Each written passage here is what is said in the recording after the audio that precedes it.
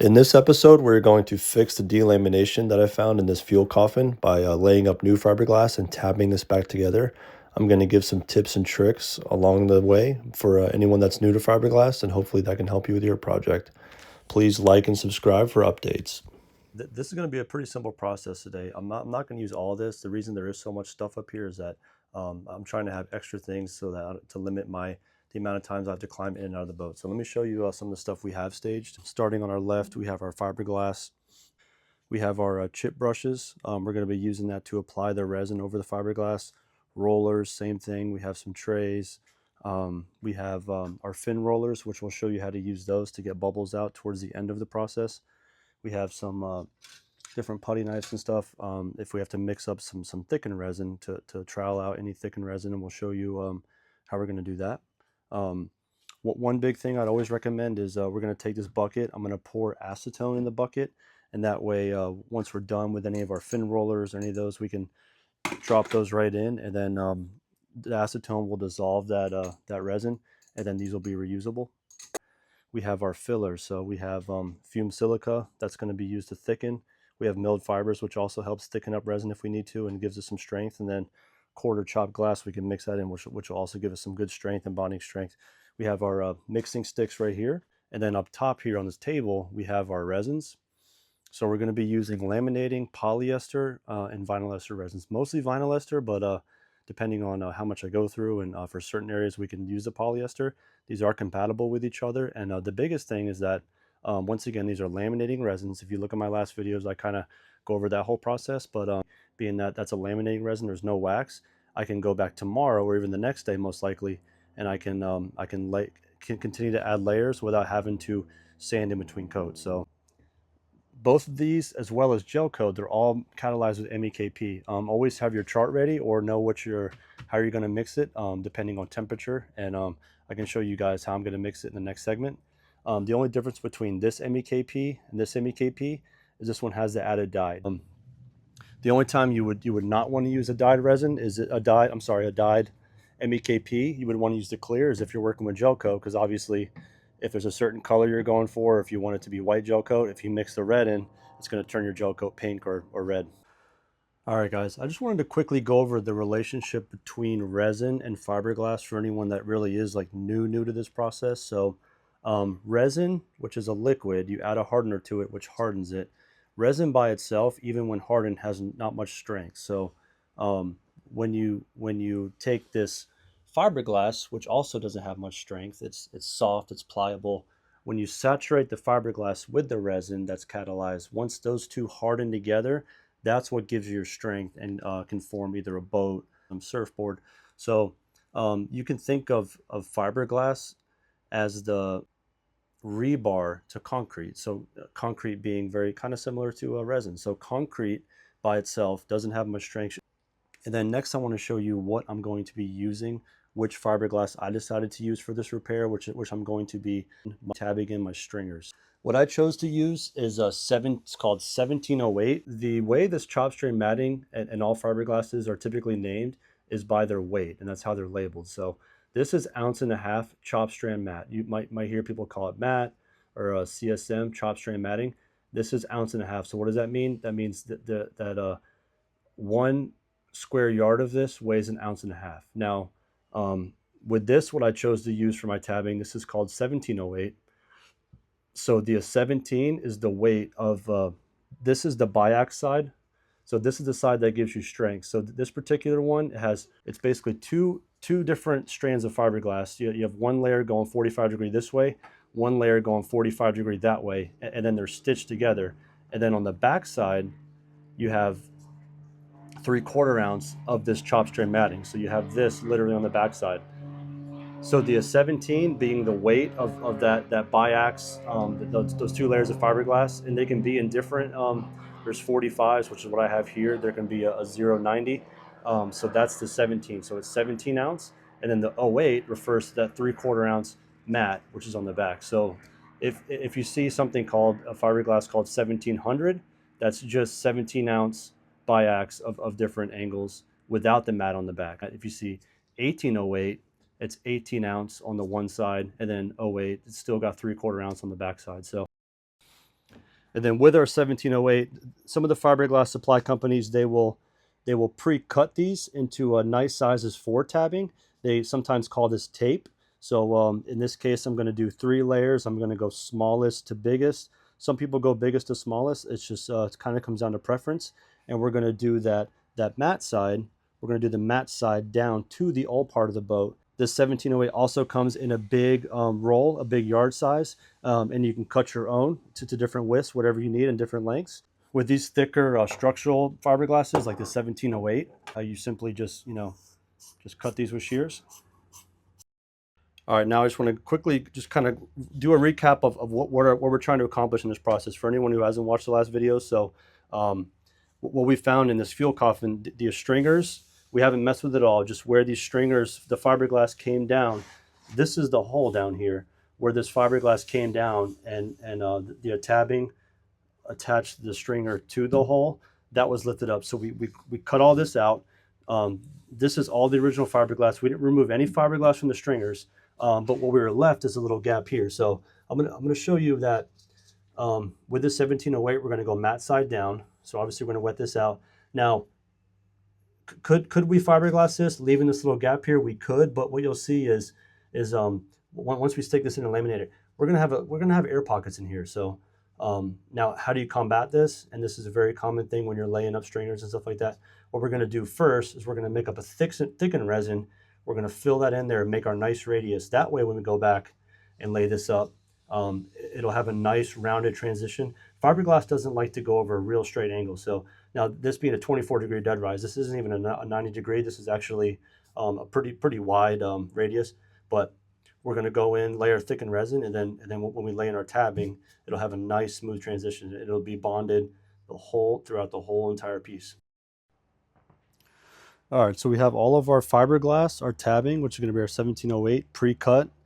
This is going to be the port side, the starboard side. So we're going to go smallest. We have 6-inch, 8-inch, and 10-inch. We're going to start smallest matte side down. Our fiberglass laid out for the rear bulkhead. We have our fiberglass laid out and ready for the front bulkhead. All right, so these first few batches of resin are going to be vinyl ester. We're going to catalyze them, and then we're going to thicken them up with our thickening agents. The reason we're doing that is because we're going to make our fillets where that gap is. We're going to fill that in first, and then our subsequent batches will just be resin that'll be catalyzed, and then we'll start laying up our fiberglass. So for this first batch, we'll start with 1 pint, which is 16 ounces.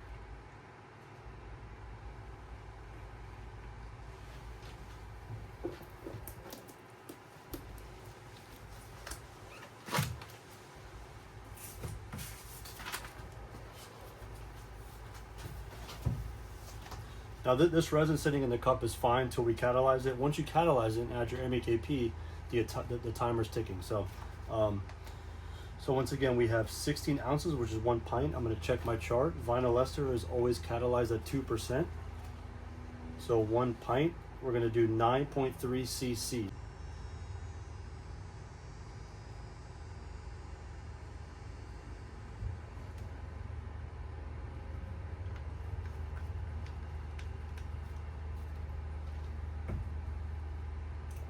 All right, 10 cc's going in.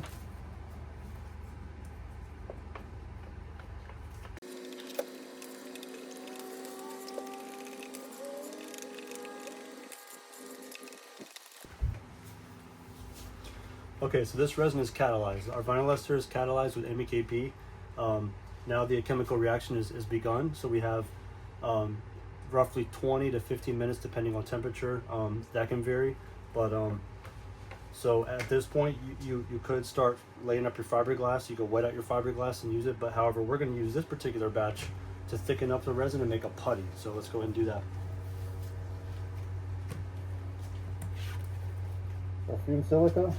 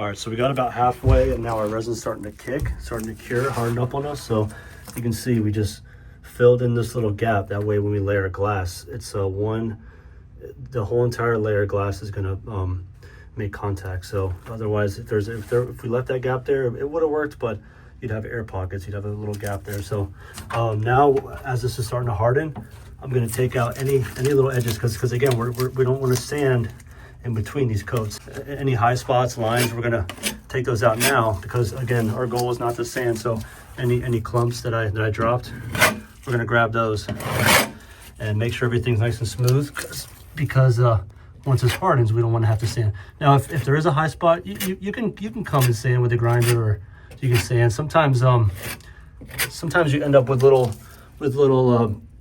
sharp edges, and those can be taken out with a razor blade while it's laminating.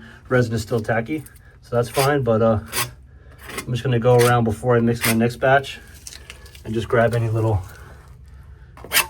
spots we missed. All the radiuses are filled and we're ready to start laying up fiberglass. So this part is very simple. We have our resin ready, as well as our catalyst.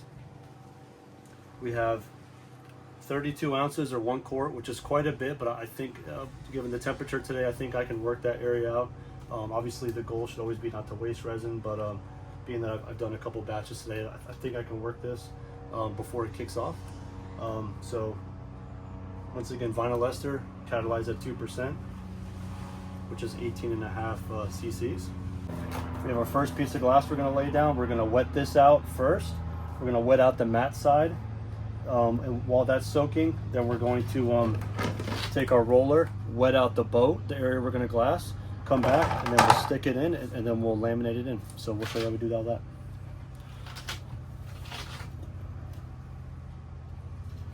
All right, here we go.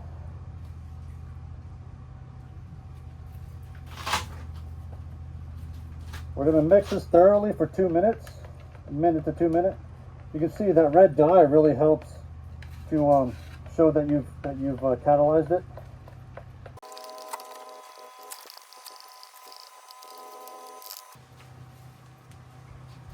All right, we have a roller and our brush.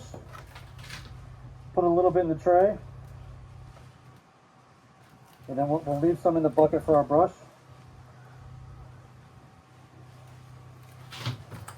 We also have our thin rollers ready to go.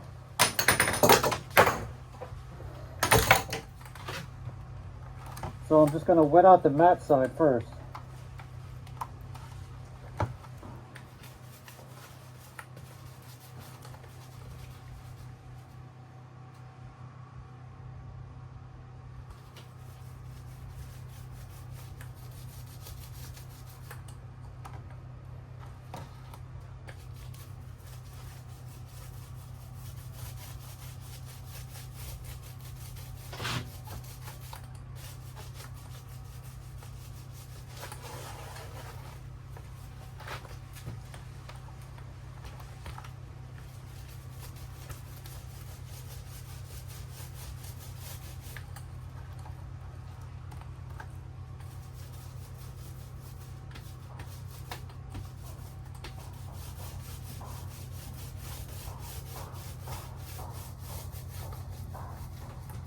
All right, we'll let that saturate.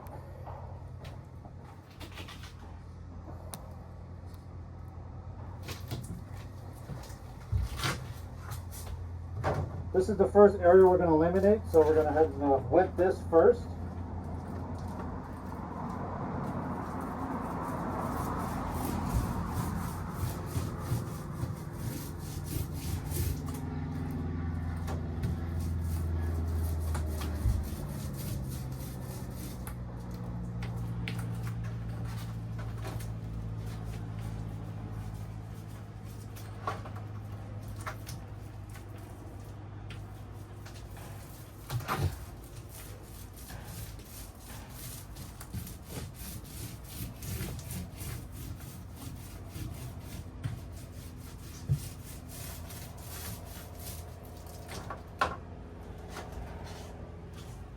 So we'll have our brush ready, and we'll have our roller ready. So now we're going to flip it over. We're going to go matte side in.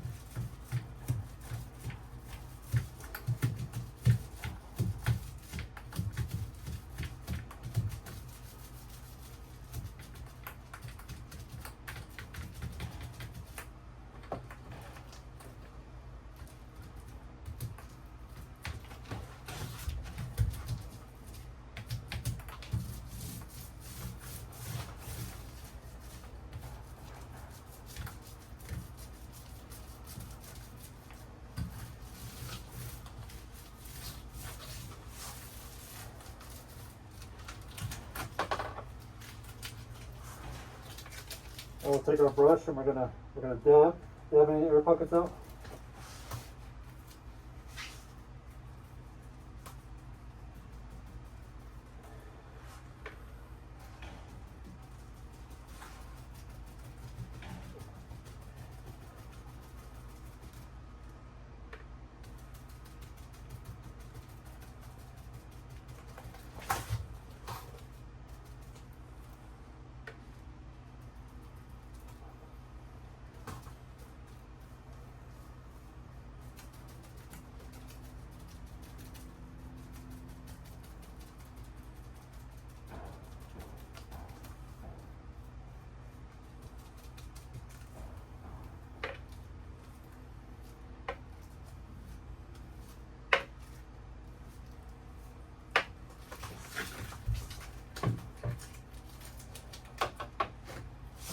Alright, now we're going to take our fin roller, aka bubble buster, and we're going to roll these bubbles out.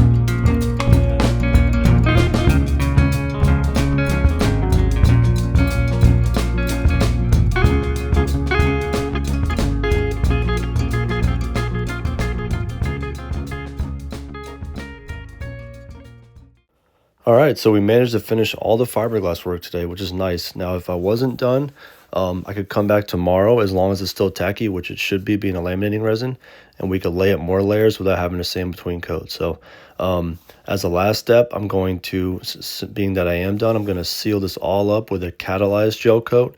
This is a finishing gel coat with wax. So once we paint gel coat over this, it's going to completely harden and cure to a full cure.